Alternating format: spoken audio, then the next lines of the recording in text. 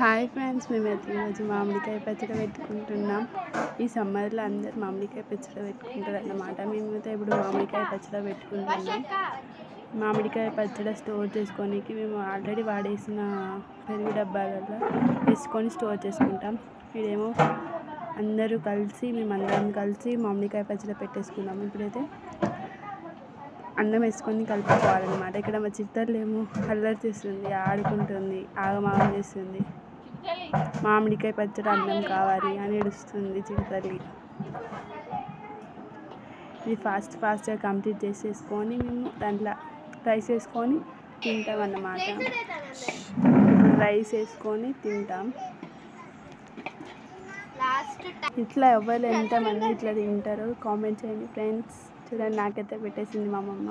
తింటున్నా. Wow, super ఉంది. మీరు కూడా ట్రై చేయండి. ఇట్లా ఒకవేళ తెలిసిన వాళ్ళు ఉంటే కామెంట్ చేయండి మీరు చేసుకునేది.